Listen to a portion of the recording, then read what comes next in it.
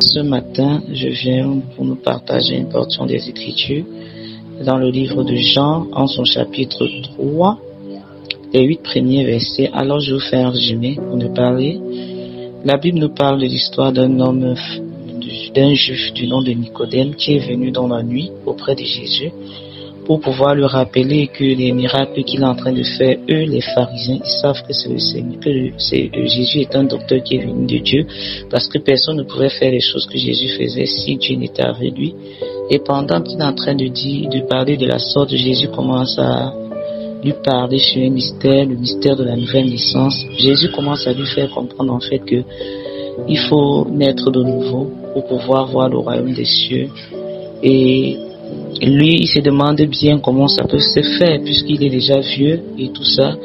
Jésus lui rappelle qu'il faut naître d'eau et d'esprit pour pouvoir entrer dans le royaume des cieux, parce que, dit-il, ce qui est né de la chair est chair, et ce qui est né de l'esprit est esprit, et ce qui est né de la chair est chair, et que il ne faut pas qu'il soit effrayé, parce que le vent souffle, il veut et on en entend le bruit, mais on ne sait d'où il vient, d'où il va. Il en est ainsi de tout homme qui est né de l'esprit. Alors ce matin, on va un peu essayer de comprendre ce que Jésus est en train de dire à Nicodème dans ce passage. Déjà, le nom de Nicodème veut dire victorieux, et ce n'est pas parce que son nom est victorieux que Nicodème menait une vie de victoire. Si Nicodème menait une vie de victoire, il n'aurait pas eu besoin de venir de nous auprès de Jésus pour essayer de comprendre ce qui se passe. Si il est venu auprès de Jésus, c'est parce qu'il a vu que entre eux pharisiens, il y avait des choses qui ne se passaient pas, mais il a vu que cela se passait avec Jésus. Et lorsqu'il est venu auprès de Jésus, c'était une preuve d'humilité de sa part. C'est parce qu'il voulait comprendre. Il ne voulait pas se montrer physiquement. Pourquoi? Parce qu'il avait peur de ses collaborateurs pharisiens. Voilà pourquoi il est venu de nuit, pour pouvoir mieux comprendre de quoi il était question. Parce que pharisien veut dire séparé. C'était une secte chez les juifs qui était regroupée de 3 classes de personnes, de 3 groupes de personnes. Je ne vais pas donner plus de détails par rapport à ça. En fait, Jésus est en train de nous faire part de quelque chose, en fait. Il nous parle d'une naissance qui est spirituelle. Et je vais nous dire, en fait, que de la même manière qu'il y a une naissance biologique, physique, qui dépend de la chair et du sang, il y a également une naissance spirituelle qui ne dépend ni de la chair ni du sang, mais uniquement de l'Esprit de Dieu. De la même manière que un enfant pour venir dans ce monde passe par le concours entre un homme et une femme. Dans le royaume des cieux, ce n'est pas ça. Pour venir à l'existence, pour naître de nouveau dans le royaume des cieux, on doit passer par le concours d'une fusion entre l'eau et l'esprit au niveau de l'esprit humain. Et je vais nous dire que la naissance d'esprit, c'est une naissance dite d'en haut, c'est une naissance céleste, c'est une naissance supérieure qui a lieu dans le royaume des cieux. De même qu'il y a une naissance qui est charnelle, qui est terrestre, qui est d'en bas, qui est la naissance des hommes physiques, charnels. Donc, je vous assure que nous ne nous trompons pas. La venue de Jésus, la manière dont Jésus est venu, était une préfiguration de la naissance nouvelle dont Jésus est en train de parler à Nicodème dans ce passage. Vous allez vous rendre compte que pour que Jésus vienne à l'existence dans le sein de Marie, il a fallu que Marie entende une parole, qu'elle mette sa foi au sein de cette parole. Et cette parole lui a donné de devenir comme enceinte du Messie. La Bible dit que le Saint-Esprit l'a couvert de son ombre et elle est devenue enceinte. Ça veut dire quoi? Lorsque nous écoutons la parole de Dieu et que nous y mettons notre foi, le Saint-Esprit vient nous couvrir comme il a couvert Marie. À la seule différence que nous ne sommes pas enceintes physiquement comme Marie l'a été, mais nous sommes enceintes spirituellement car nous portons la divinité en nous. Donc, La naissance physique de Jésus était une préfiguration de la naissance nouvelle, comme pour dire que le Seigneur devait engendrer une nouvelle race qui devait naître dans son royaume de cette manière. C'est-à-dire, elle devait écouter une parole et en y mettant sa foi au sein de cette parole, ces personnes deviendraient des personnes nouvellement nées dans le royaume de Dieu. Et vous savez que si on parle de nouvelles, ça veut dire que c'est quelque chose qui n'a pas existé. Quand on parle de nouveau, ça veut dire que c'est l'histoire de quelque chose qui n'a jamais existé ou qui vient d'exister. Pourquoi? Parce que des personnes qui n'ont pas l'Esprit de Dieu sont comme des cadavres aux yeux de Dieu. Sont comme des cadavres aux yeux de Dieu. Pour Dieu, ils n'ont pas de vie. Et c'est pour ça que le Seigneur pouvait dire à un certain moment à quelqu'un qui était en train de le suivre, qui lui a dit: Seigneur, permets-moi d'aller ensevelir mon père avant de continuer de te suivre. Le Seigneur a dit à ce monsieur que laisse les morts ensevelir leurs morts et toi suis-moi. Pourquoi? Parce que tous ceux qui n'ont pas l'Esprit de Dieu, Dieu les voit comme des cadavres, même si ce sont des personnes existantes. Tous ceux qui n'ont pas le Saint-Esprit, Dieu les voit comme des morts, même si ce sont des personnes existantes.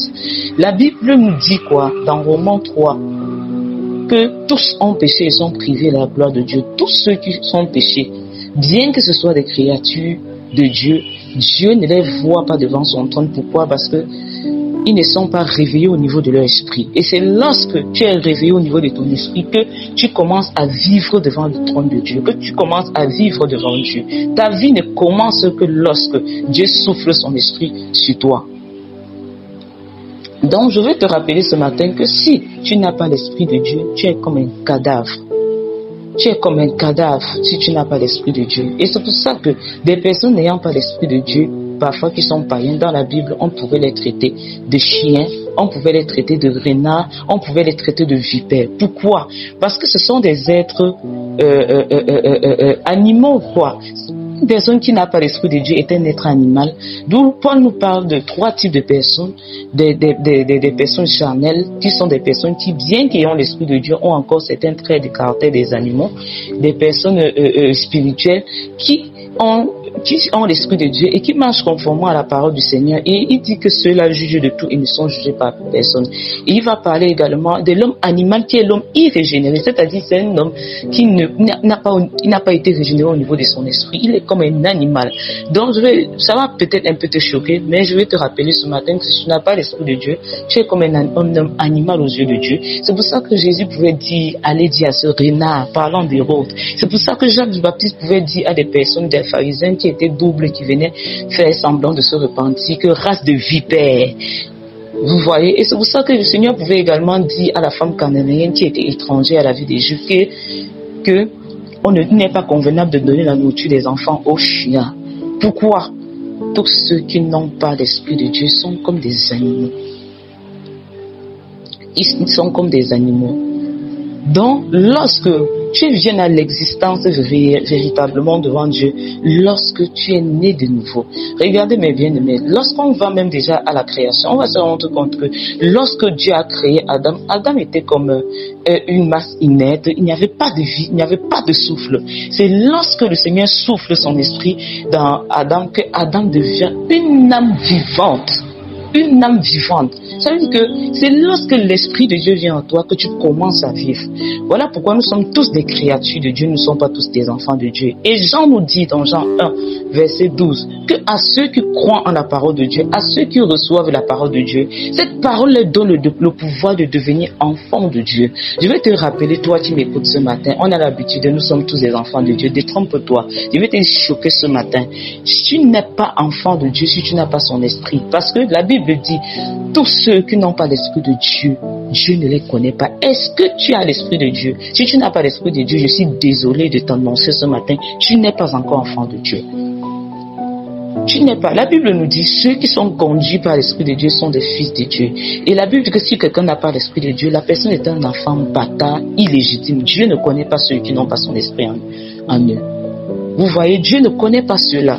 Et voilà pourquoi la nouvelle naissance, c'est une œuvre d'art. C'est comme quelque chose qui vient de s'écrier. Et Paul nous dit dans Éphésiens 2:10, ayant été créé en Jésus pour des bonnes œuvres afin que nous les pratiquions. Ça veut dire quoi?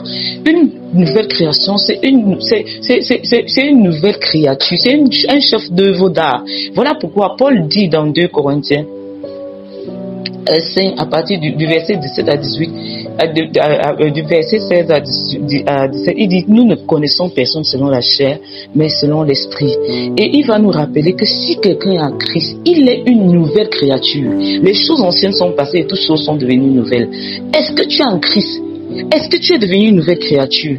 Est-ce que tu es devenu une nouvelle création?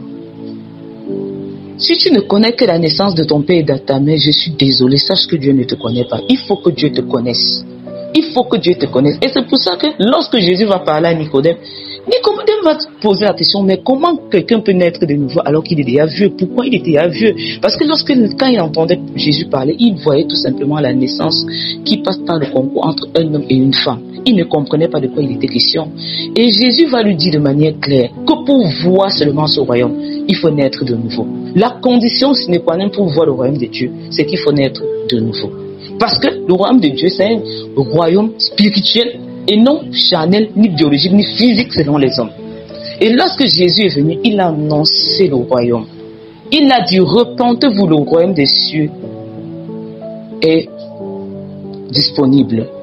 Donc, je veux te rappeler, toi, je ne sais pas, même si tu pars dans une église, même si tu pries et tout ça, si tu n'as pas le Saint-Esprit, sache que Dieu ne te connaît pas.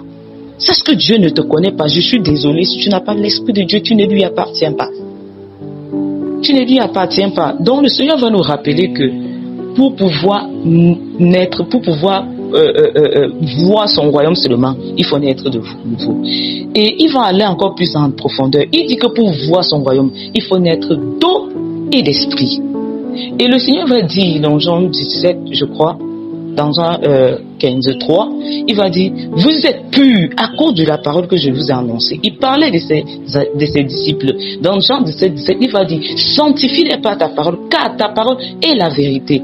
Et vous allez vous rendre compte que quand Jésus est en train de parler à Nicodème, il va dire, je vous le dis, en vérité, en vérité. En vérité, en vérité, c'est une vérité établie qu'on ne peut contester. Lorsque Dieu parle 2 fois, la chose est arrêtée et ne peut être changée par qui que ce soit. Vous allez vous rendre compte que dans l'Éden, il a rappelé à Adam et Ève que le jour que vous allez manger du fruit de la connaissance du bien et du mal, vous mourrez, vous mourrez. Et lorsque le Seigneur dit vous mourrez, il est en train de parler de 2 morts. Premièrement, la mort physique, secondement, la mort spirituelle. Premièrement, la mort spirituelle, secondement, la mort physique. Et lorsqu'ils ont mangé, est-ce qu'ils sont morts? Oui, ils sont morts. Pourquoi? Ils ont perdu la présence du Seigneur. Donc, c'est-à-dire, ils ont commencé par une mort spirituelle.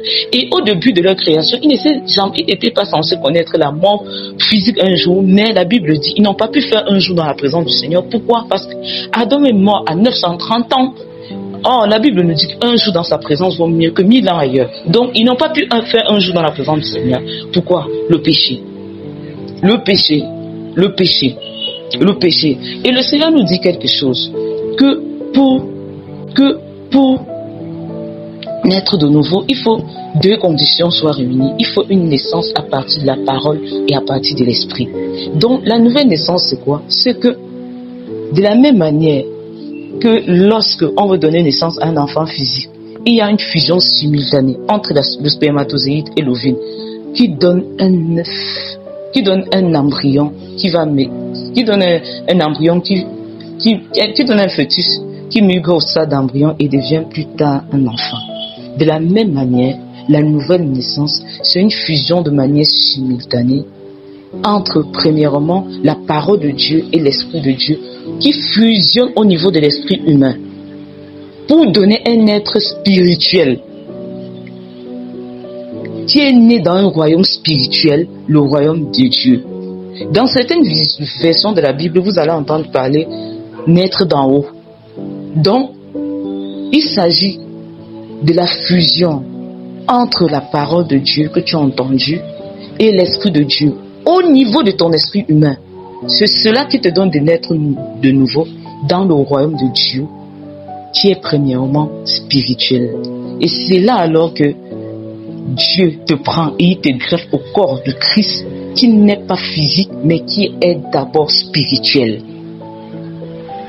Qui est d'abord spirituel. Et c'est le Seigneur qui le fait. Parce qu'il nous est dit dans Ézéchiel 36, le Seigneur va dire quelque chose à partir du verset 25.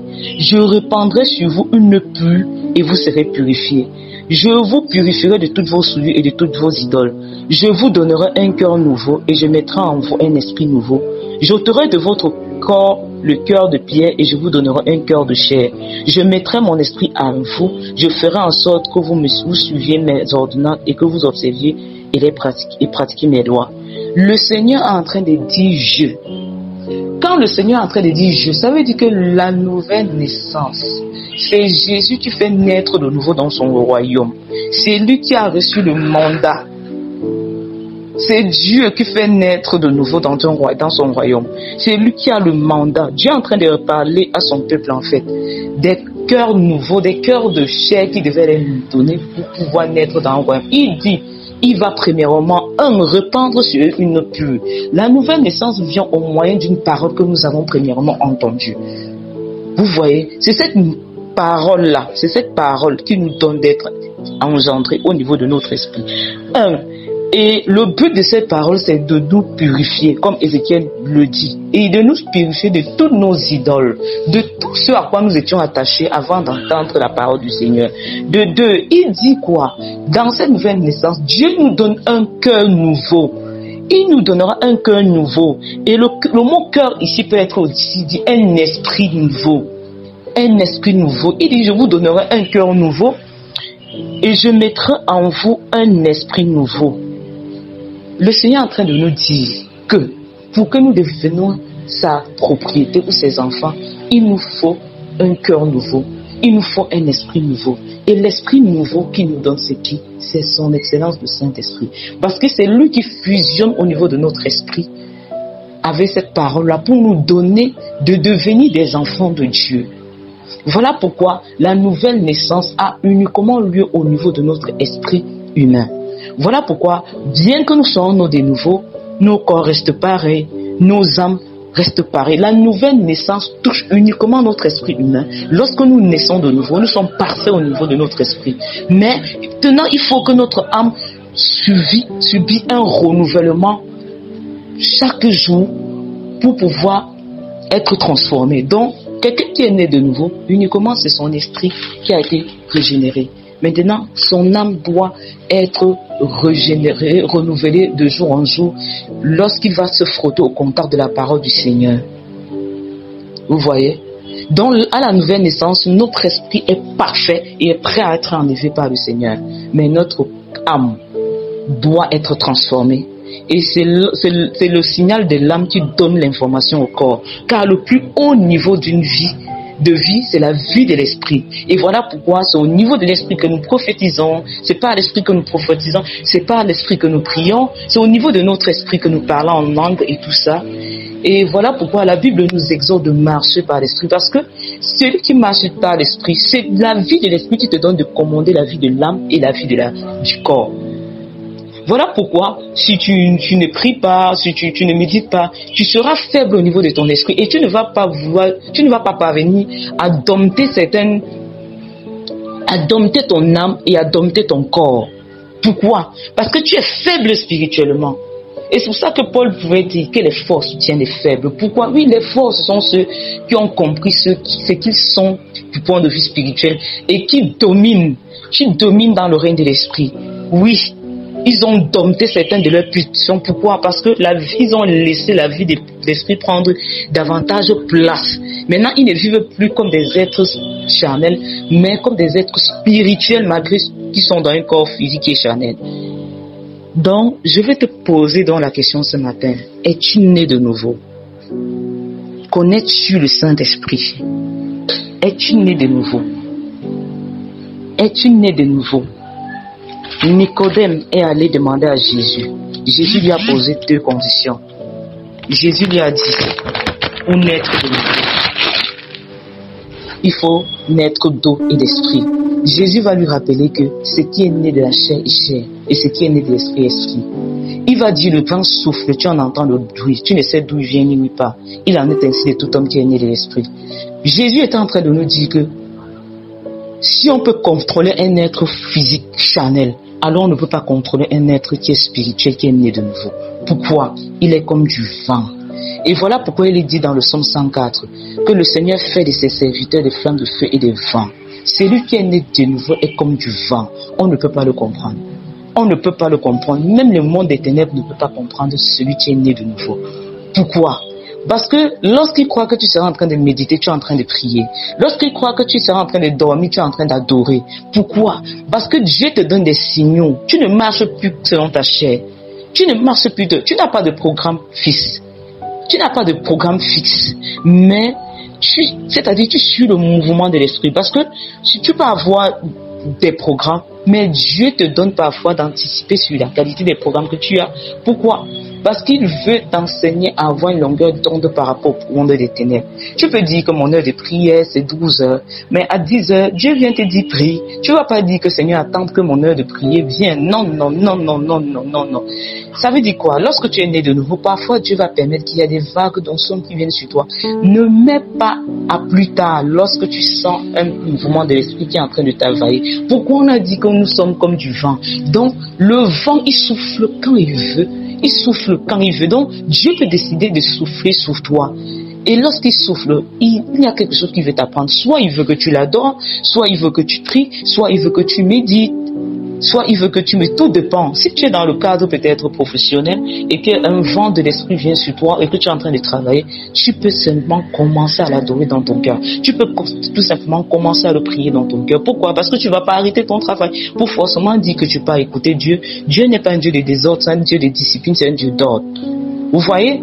Lorsqu'il vient à toi, tu peux être en train de travailler en adorant. Tu peux être en train de travailler en priant dans ton cœur. Moi, particulièrement, je le fais beaucoup dans mon cadre du service, en fait. Lorsque les vagues de l'esprit viennent sur moi, je ne dis pas qu'il y a plus tard. Non. Quand les vagues de l'esprit viennent sur moi, je sais que Dieu veut me visiter. Je me dispose. Je peux commencer à l'adorer. Je peux commencer à... Et parfois, belle-mère, quand je me suis disposé dans ces atmosphères-là, sa gloire est descendue. Il est descendu fortifier mes collègues. Il est descendu enseigner. Parfois, si je suis dans une unité, que je suis en train de travailler avec des personnes, et quand on se rend compte qu'il n'y a pas beaucoup à faire, on peut commencer à partager un verset de la parole. On peut commencer... Parfois, je commence tout simplement à adorer. Et les autres me suivent, en fait. Ils me suivent, en fait. Parce qu'il y a des personnes dans mon lieu de service qui ont discerné au point où lorsqu'ils me voient déjà commencer à chanter un genre, ils se disposent. Ou lorsqu'ils commencent à me voir peut-être chanter en visitant les unités, ils se disposent. Ils savent qu'elle là, elle ne fait pas ça. C'est pas le fruit du hasard. Et parfois, je peux arriver dans une unité parce que parfois, des vagues peuvent venir sur moi lorsque je ne suis pas occupé. Et lorsque ça vient, j'ai toujours dit au Seigneur, lorsque tu me bénis, tu as béni mes collègues. Quand ça vient, je ne peux pas boire moi seul. Je peux pas distribuer en fait. Parce que j'ai compris une loi spirituelle qui marche toujours. Si tu veux cacher tes talents, cache-les. Je vais exposer les miens. Peut-être les miens vont te bénir et tu es en train de cacher les siens. Mais ce qui est sûr, moi qui expose mes talents pour que beaucoup soient bénis, je ne peux jamais manquer de talent. Dieu me l'a enseigné. Et voilà pourquoi je prends plaisir à donner mes talents. Je prends plaisir à les donner. Parce qu'il y a des personnes qui viennent, ils profitent des talents des autres, mais ils cachent les leurs. Non, je sais une chose. La Bible a dit, il y a plus de bonheur à donner qu'à recevoir. Donc, mets tes talents au service des autres. Expose-les afin qu'elles éclairent les autres. Expose-la. Moi, je sais une chose, c'est qu'un vase qui est en train de se vider, Dieu est toujours en train de le remplir.